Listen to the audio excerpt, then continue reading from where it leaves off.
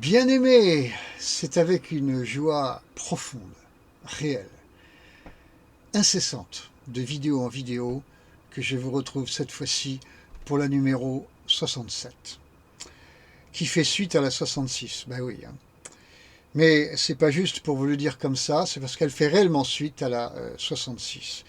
Dans la 66, je vous ai parlé de Jonas et dans celle-ci, je vais vous en parler aussi, particulièrement pour vous dire tout ce que j'ai constaté avoir oublié dans la précédente. J'ai trouvé que j'en avais tellement oublié que je me suis dit il faut en refaire une nouvelle sur Jonas, que j'intitule de la façon suivante: Vous avez entendu qu'il a été dit, mais moi je vous dis.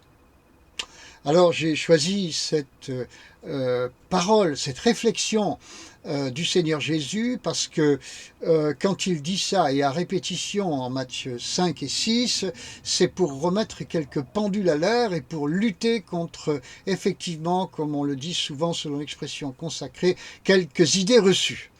Et c'est aussi ce que je vais faire un petit peu en toute modestie, sans prétention, dans cette vidéo numéro 67. Alors, tout de suite, j'attaque le texte avec Jonas chapitre 1 et verset 3, où l'on voit Jonas qui prend une direction, que l'on sait, nous, lecteurs, fausse, mais pour lui, dans sa conviction intérieure, peut-être un petit peu, il considère que c'est légitime d'aller dans cette direction, il en a envie et il pense que ça va marcher.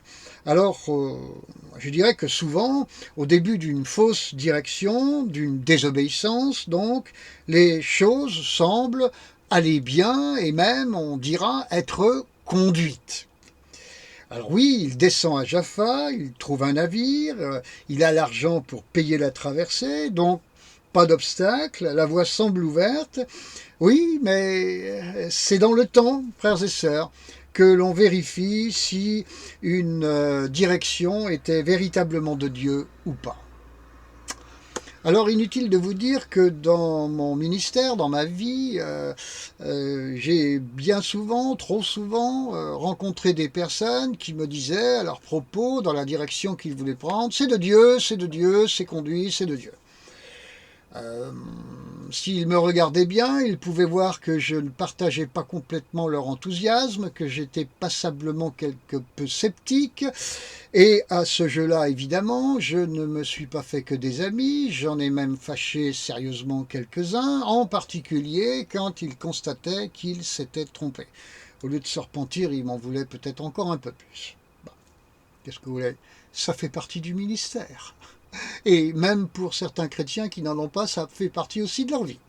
Mais nous avons tous un ministère qui est celui d'appartenir et de servir le Seigneur là où on est, dans ce qu'il nous appelle. Qu'il s'agisse de ministères clairement inscrits dans la parole de Dieu ou pas, comme je pense aux 5 ministères qui sont dans les Éphésiens. Alors Jonas chapitre 1, versets 9 à 12, eh bien on voit que Jonas est conscient de sa faute, mais pour autant il ne semble pas repentant. Et qu'entre les deux états, il peut y avoir une nuance. Ouais. Ça me rappelle un message que j'avais entendu dans une pastorale en Angleterre et qui s'intitulait, écoutez bien, deux points, on ouvre les guillemets, les gens que les jeux que les gens jouent. Je répète, les jeux que les gens jouent. Ben oui, oui. Même nous, les enfants de Dieu, on joue des jeux. Malheureusement, on joue à avoir l'impression d'obéir à Dieu et à suivre sa volonté. Ce n'est qu'un jeu avec lequel on joue.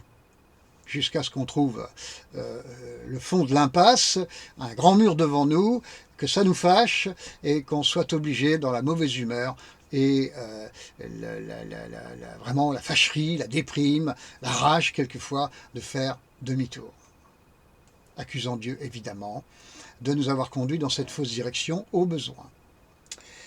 Jonas, chapitre 1, versets 13 à 15. Oui, un seul juste peut être source de grâce pour tous les autres non repentants. On voit ça particulièrement dans le livre de la Genèse au chapitre 19 et au verset 21, concernant Lot dans la ville de Tsoar. Dieu lui dit, parce que tu es dans cette ville, je vais l'épargner. Il dit ça à un homme seulement.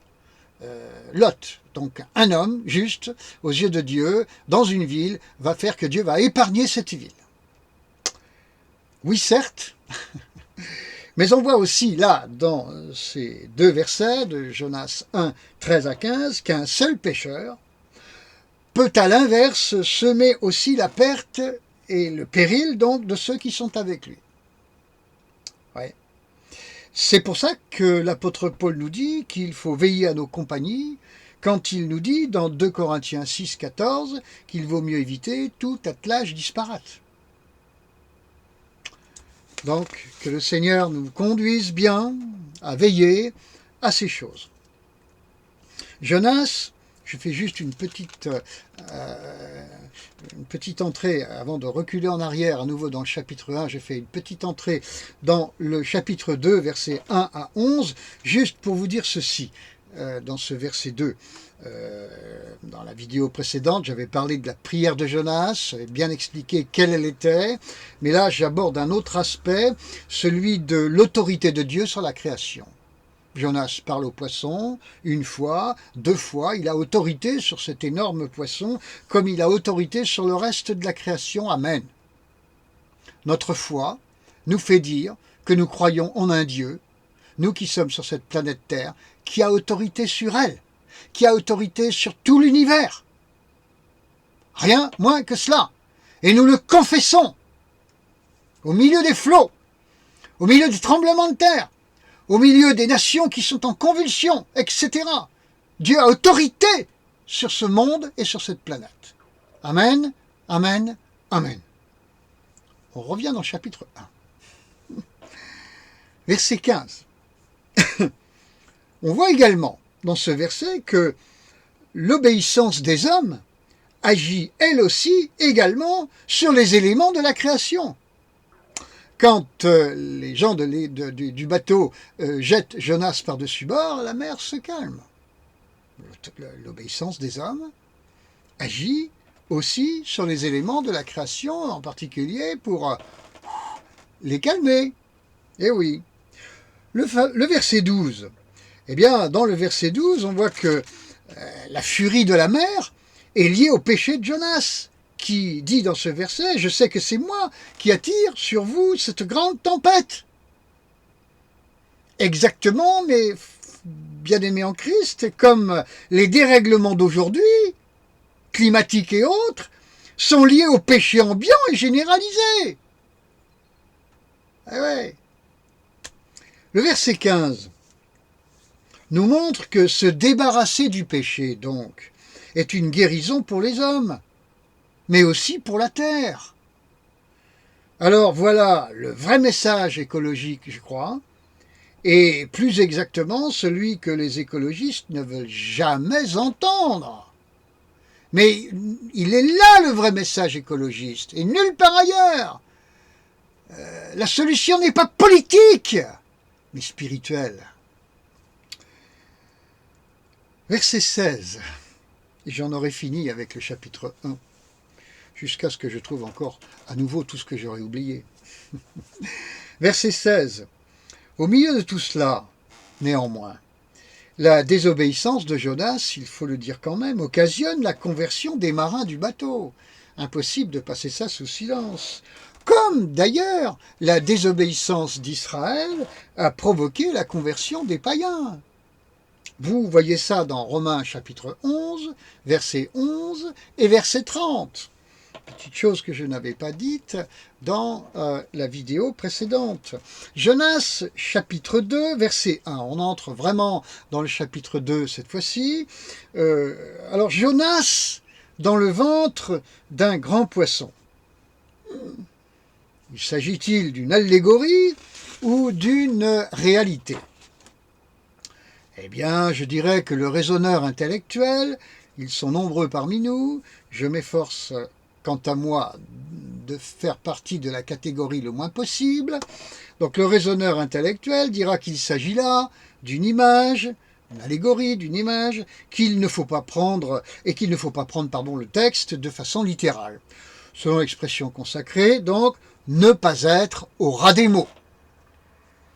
Mais l'homme de foi, qui accepte de dépasser la raison, la sienne et la raison ambiante, c'est-à-dire celui qui croit au surnaturel, eh bien va convenir que Dieu, dans sa toute-puissance, peut faire vivre un homme, inexplicablement, dans de telles conditions.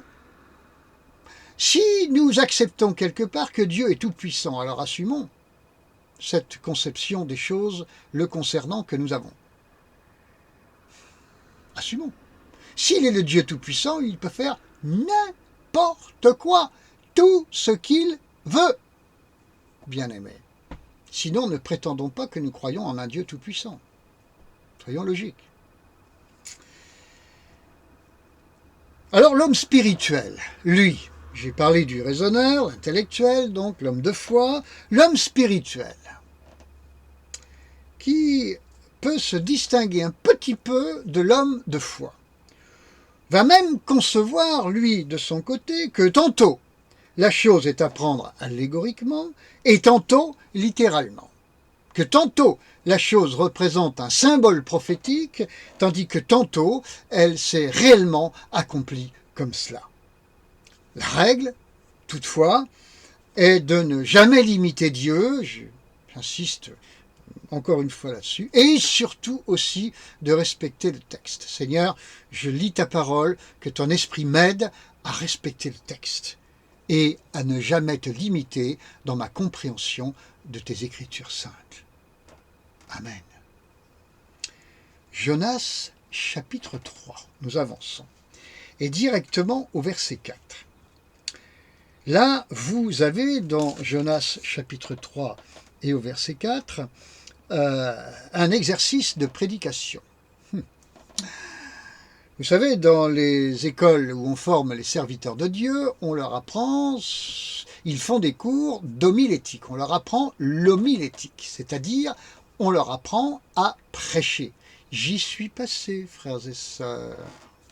J'en garde, je vous le dis tout de suite, un très mauvais souvenir.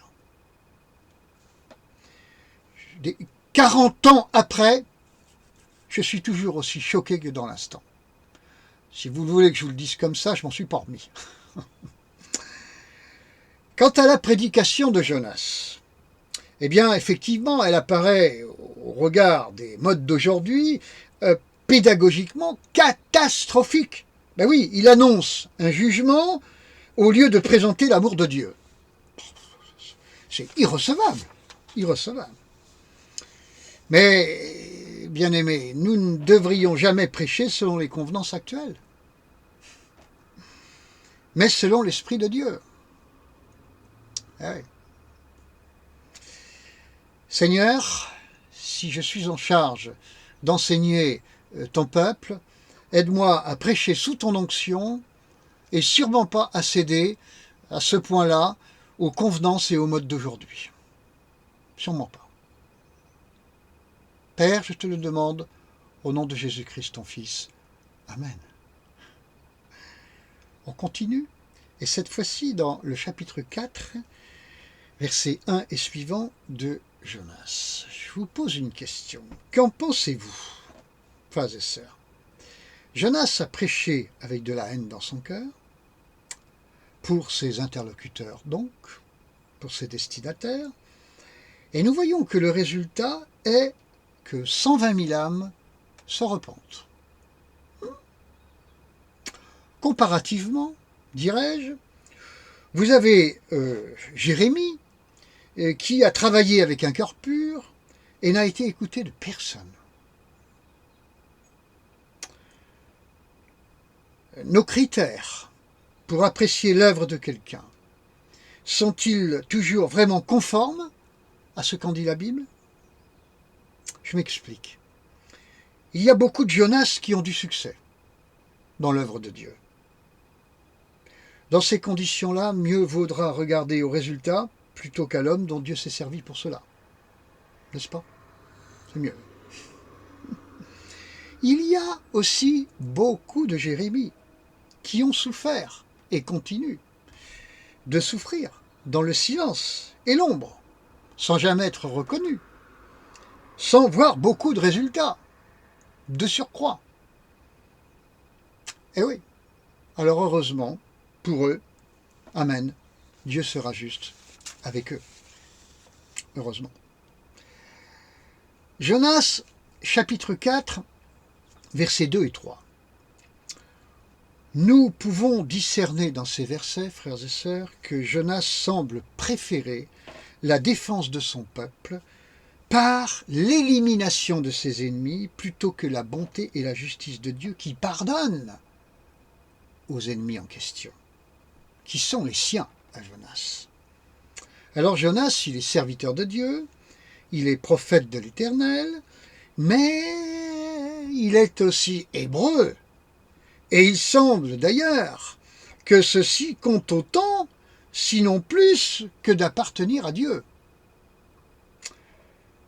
Je dirais que comme Jonas, de nombreux enfants de Dieu, écoutez-moi bien, ont un amour idolâtre pour leur nation et leur patrie. Ils sont chrétiens, mais américains, anglais, français, africains, et d'un amour pour leur patrie qui est impur, tant il est quasiment concurrent, cet amour, de celui qu'ils doivent à Dieu dans leur cœur. J'aime mon pays, je vous assure. J'aime ce peuple, mais pas au point de désirer la destruction des ennemis de mon pays. Sûrement pas. Sûrement pas. Quant à Paul, vous savez Paul, dans le Nouveau Testament, l'apôtre, eh bien, lui, il considère son identité d'hébreu, et écoutez-moi bien, de benjaminite, comme des ordures, en comparaison de Christ. Je ne vais pas chercher ça nulle part, mais dans Philippiens, chapitre 3, versets 5 à 8. Cela ne l'empêche pas d'aimer son peuple et de rêver de son salut, tenez-vous bien, au point d'être prêt, dit-il, à perdre le sien de salut, si cela pouvait assurer celui d'Israël. Romains, chapitre 9, verset 3. Paul aime le peuple dont il est issu humainement, mais il n'est pas nationaliste. Vous entendez?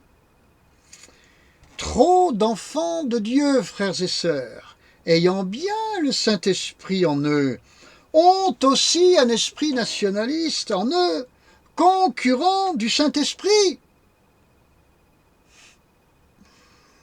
Normalement, nous sommes enfants d'Abraham par la foi en Jésus-Christ.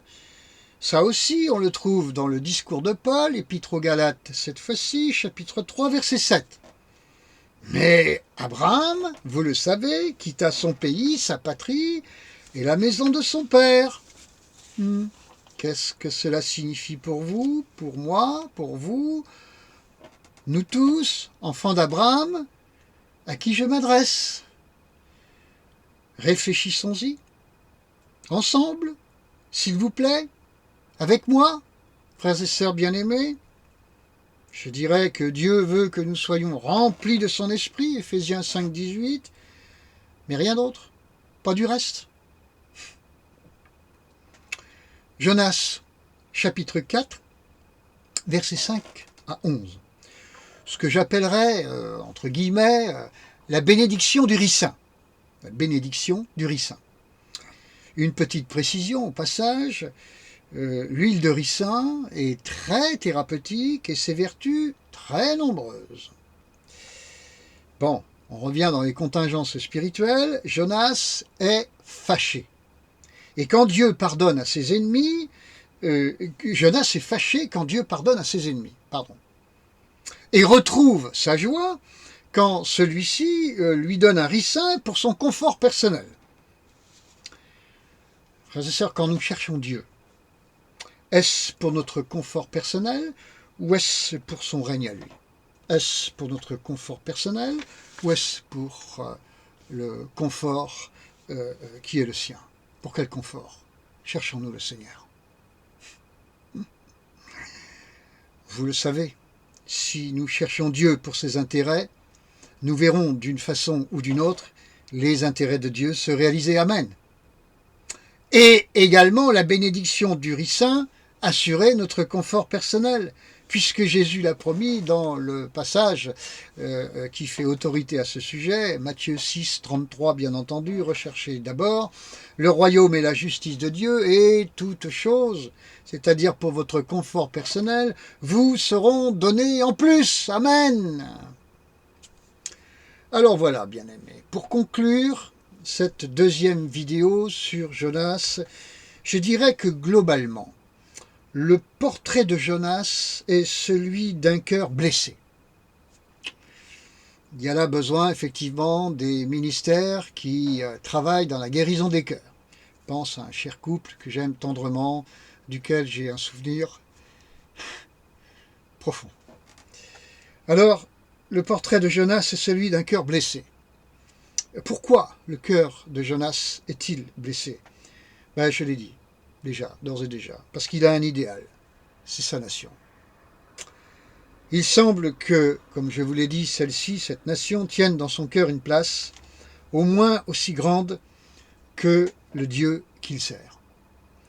En d'autres termes, je dirais que Dieu et la nation qui sont dans son cœur, ils y sont comme des colocataires. Voilà. Et Jonas n'a pas l'intention de changer cela. C'est pour cela qu'il reste le même jusqu'à la fin du récit. Voilà, bien-aimés, avoir le Saint-Esprit dans son cœur, oui, mais en colloque avec d'autres esprits. Et je ne vous cache pas que de nombreux enfants de Dieu vont mal et durablement, parce qu'effectivement, ils ont mis le Saint-Esprit en situation de colocation dans leur cœur. Et ça fait donc, comme je vous l'ai dit, des décennies que ça dure. Ils se sont installés même dans cette situation, le Saint-Esprit en colocation avec d'autres esprits. Et ils ont tellement l'habitude d'entretenir cette situation dans leur cœur qu'ils pensent que c'est normal, ils vont même jusqu'à dire que c'est biblique. Je termine cette vidéo avec une proposition de prière. Seigneur, qui dans mon cœur est en colocation avec toi? S'il te plaît, montre-le-moi. Père, je te demande cette lumière au nom de ton Fils Jésus-Christ. Amen. Quand le Seigneur qui est l'Esprit vous aura répondu et vous aura montré de quoi il s'agit, ne vous contentez pas comme Jonas de savoir que vous êtes hors piste, mais mettez les choses en règle. Repentez-vous et avancez, parce que c'est à ce prix-là aussi que la délivrance survient. Sinon, vous savez, il peut y avoir les meilleurs hommes de Dieu et femmes de Dieu qui sont là auprès de vous, spécialisés dans la délivrance, dans la guérison des cœurs. Ils ne vont pas arriver à faire grand-chose parce que vous ne voulez pas obéir. Donc, heureux les doux, a dit Jésus, car ils hériteront de la terre. Déjà de la terre. Donc, si vous êtes doux de cœur, maintenant, et que vous acceptez la parole que vous entendez, que vous vous conformez à la volonté du Saint-Esprit dans votre cœur, vous hériterez sur la terre, donc dès maintenant, de merveilleuses grâces. Vous ne serez pas un rampant, mais vous serez debout, et même assis dans les lieux célestes. Vous ne subirez pas, vous régnerez en Jésus-Christ. Que le Seigneur vous bénisse, frères et sœurs. Je vous le dis de tout mon cœur, qu'il vous bénisse, qu'il vous bénisse. Père, s'il te plaît, bénis tous ceux qui m'écoutent, puissamment, profondément, durablement, incessamment, au nom de Jésus-Christ, par la puissance du Saint-Esprit. Amen, amen, amen. À bientôt, mes amis, pour la prochaine, bien entendu. Au revoir, soyez bénis.